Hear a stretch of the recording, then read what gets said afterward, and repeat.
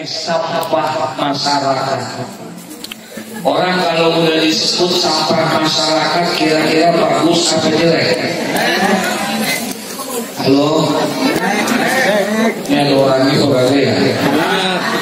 Orang kalau udah dijulukin sampah masyarakat bagus apa jelek? Ini anak muda meresahkan warga, meresahkan masyarakat, dan masyarakat julukin dia karena selalu berbuat dosa dan berbuat maksiat. Anak muda ini dijulukin sebagai sampah masyarakat. Anak muda ini ternyata umurnya pendek, kemudian dia meninggal dunia. Ketika anak muda ini meninggal dunia, masyarakat bingung, semua bingung. Ini jenazah anak muda yang tukang maksiat, yang meresahkan masyarakat, yang sampah masyarakat. Ini jenazahnya mesti diapain? Apakah jenazahnya mesti dihormati atau tidak?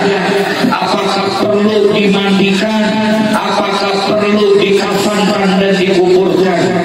Atau jenazah ini karena dia sampah masyarakat, apakah lebih baik dibuang saja ke laut biar dimakan oleh ikan? Maka musyawarahlah itu semua warga dan masyarakat, termasuk Nabi Musa alaihi salam.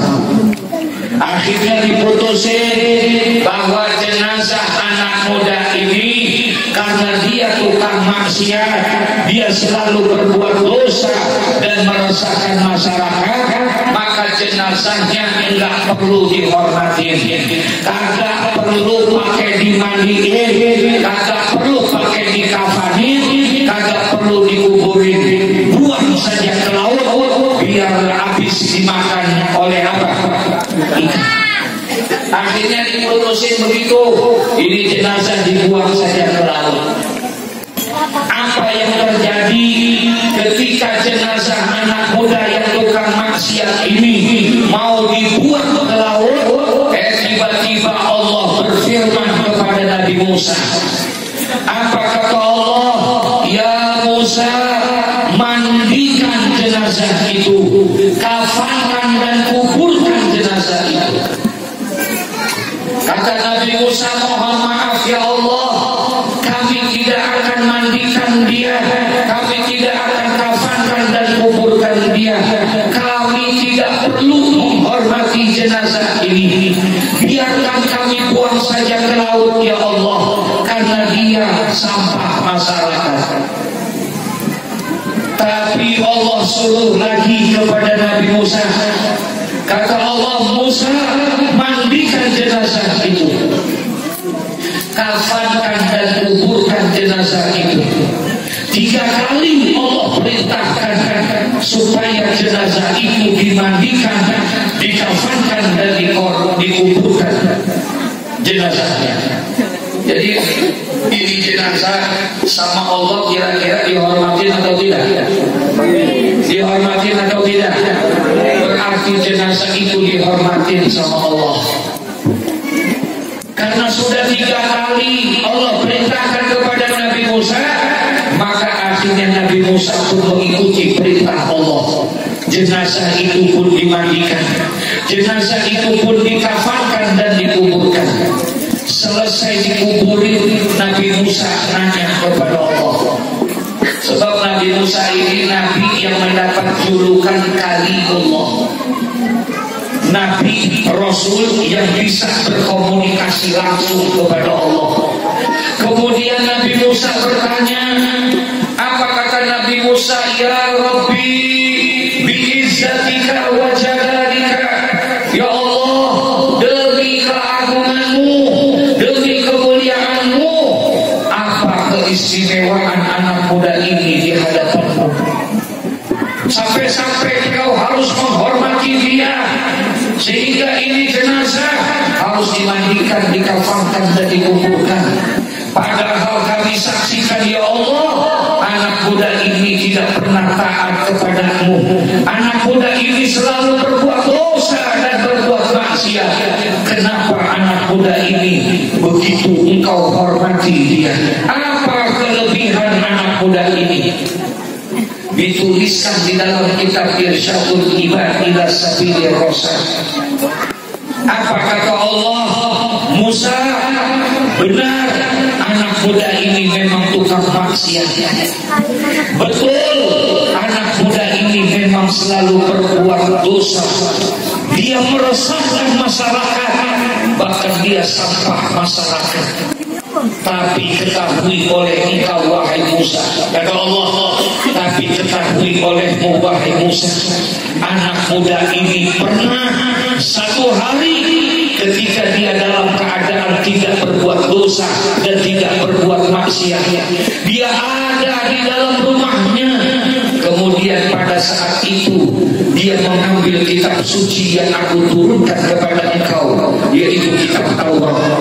Anak muda ini di rumah lagi gak maksiat, lagi gak berbuat dosa, dia lagi di rumah satu hari. Kemudian dia ambil kitab Taurat, kemudian dia buka kitab Taurat dan dia baca.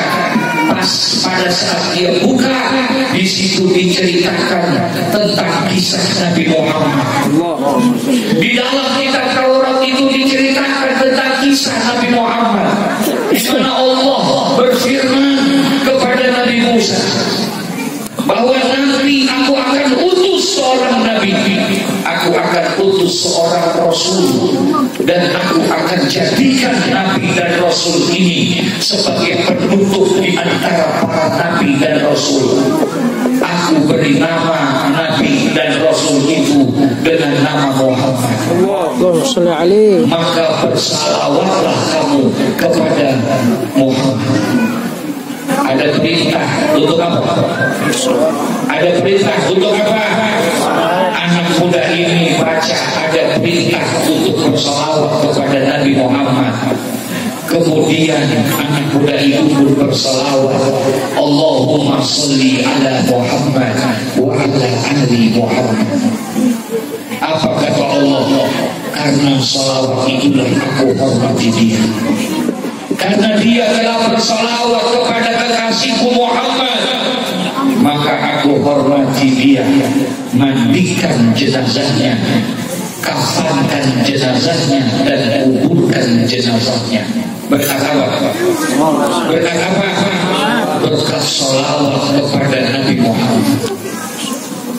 Padahal di zaman itu Nabi Muhammad sudah ada belum? Di zaman itu Nabi Muhammad sudah ada belum? Nabi Muhammad belum ada.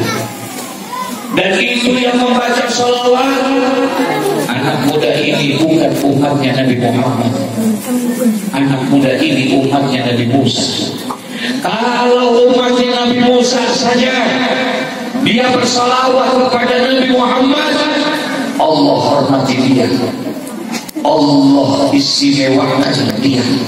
Bagaimana kalau seandainya yang bersalawat itu adalah umatnya Nabi Muhammad? Allahumma sholli ala Sayyidina Muhammad. Ini berkahnya salawat kepada Nabi Muhammad, orang yang kita peringati kelahirannya malam ini, saudara.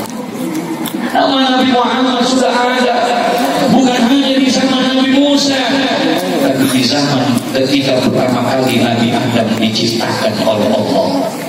Kata Al-Imam As-Sayyid Ahmad Al-Hashimi dalam kitab Mukhtarul Ahadits An-Nabawiyah, di dalam kitab itu diceritakan khalaqallahu ta'ala Adama ala suratihi. Ketika pertama kali Nabi Adam diciptakan oleh Allah, ketika pertama kali Nabi Adam diciptakan oleh Allah, itu Nabi Adam diciptakan oleh Allah ala suratihi, itu dalam bentuk yang sempurna, karena dia manusia yang pertama. Ketika Nabi Adam diciptakan, langsung kakinya ada, badannya ada, tangannya ada, kepalanya ada, semuanya ada. Beda dengan kita anak keturunan Adam. Kalau anak-anak keturunan Adam, proses penciptaannya, inna ahadakum yujma'u